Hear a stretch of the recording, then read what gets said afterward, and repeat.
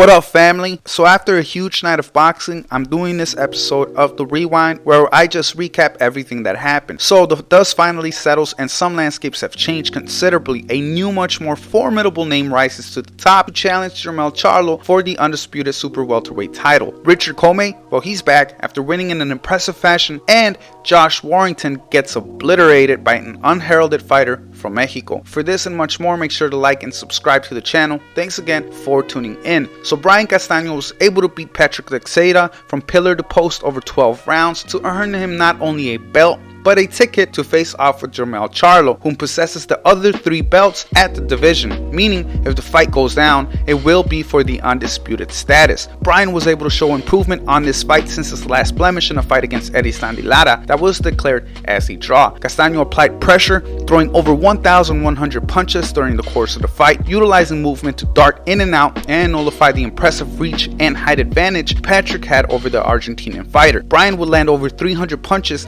that would even hurt Patrick, especially in the 12th round, where he looked like he was going to be able to put away the champion. But Patrick's heart and resilience far exceeded his technical abilities and thus was able to hold off the barrage and saw the final bell.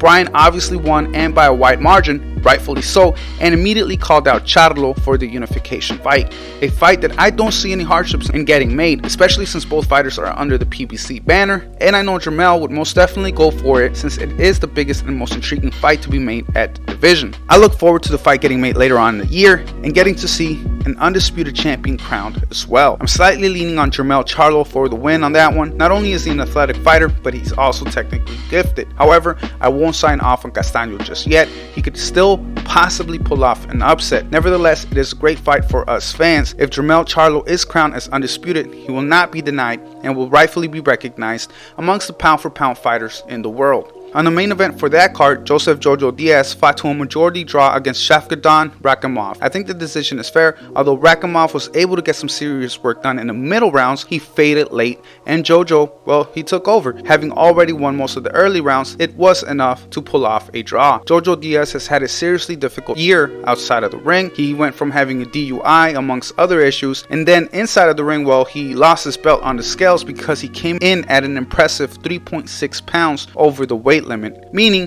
if he would have won the fight, he wouldn't have gotten the belt and he was ultimately stripped. Only Rakhimov would have been able to win it. Unfortunately, he didn't. He was also handed a hefty fine for his undisciplinary actions, paying $100,000 out of the $500K he had earned for the fight. Lastly, the statements he made after the fight seemed a bit off, blaming his inability to shred the extra weight on the poor variance in workout equipment at the facility where the fight had taken place in. Regardless of his excuses, truth of the matter remains, guys. Jojo needs to tighten up and focus on his career, or else he'll never get to hit another peak again. He's a good fighter and he is skilled. Sadly, he has a lot of extra baggage, and I mean a lot, going on against him right now, and most of it, well, it seems to be self-inflicted. Lastly, Ronny Rios continues towards his path to a title shot after soundly beating Oscar Negrete in a unanimous decision.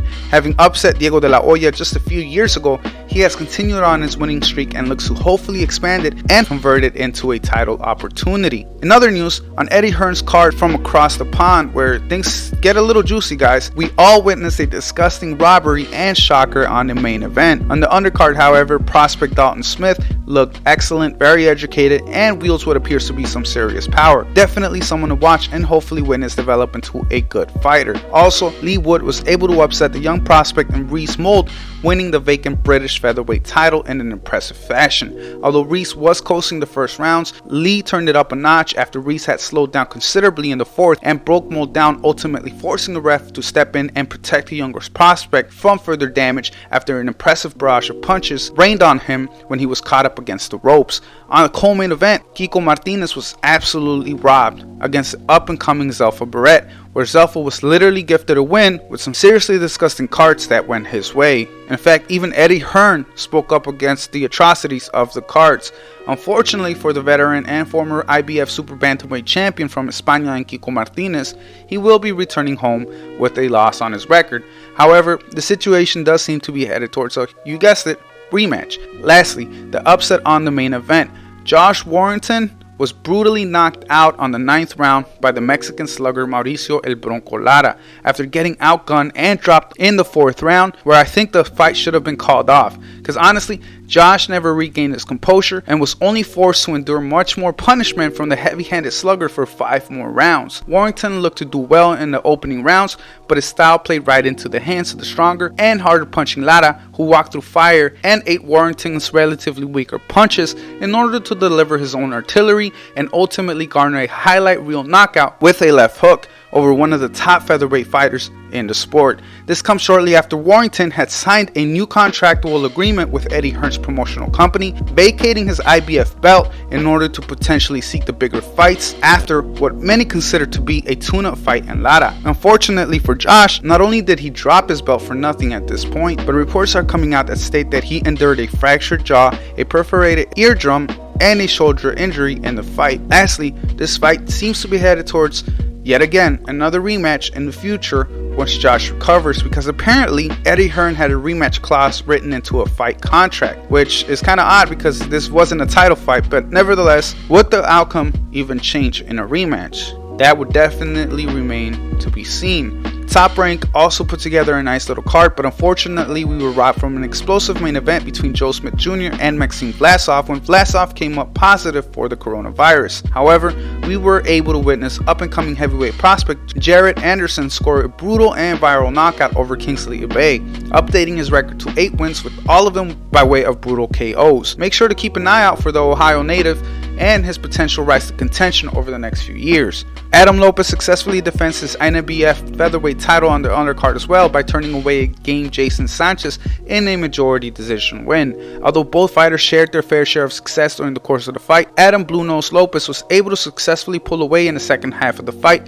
and thus doing enough in the eyes of 2 judges to give him the hard-earned win. On the main event, we had Richard Commey make his return to the ring after having been brutally knocked out by Teofimo Lopez and losing his IBF lightweight belt back in 2019. Jackson Marinez was also coming off his most impressive showing in a robbery loss against up-and-coming puncher Rolando Rolly Romero. Although Marinez was able to utilize his boxing abilities to earn him a few rounds on the judges' scorecards at the time of the stoppage, the fighter hailing from Ghana was able to put him down and ultimately stop him in the 6th round in an impressive fashion. This places Commey right back at top of the list in one of the sport's hottest divisions. Being a former champion himself with some serious firepower, he would definitely pose as a threat to any of the fighters in the division, aside from potentially Teofimo Lopez himself, whom has already made short work of him in the past.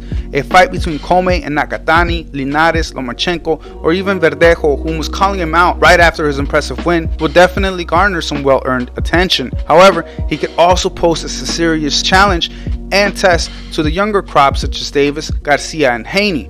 Either way, Commey looks fantastic, and his power will continue to make him a legitimate threat for any fighter in the division with, well, questionable whiskers. With that, I conclude this episode of The Rewind, where I discuss everything and anything that occurs during heavily packed boxing evenings, from top to bottom and as unbiased as possible. I hope you enjoyed the video, and make sure to like, subscribe, and stay tuned for a lot more to come. Thanks again, and stay blessed. This is Shay at King Me Boxing, signing out.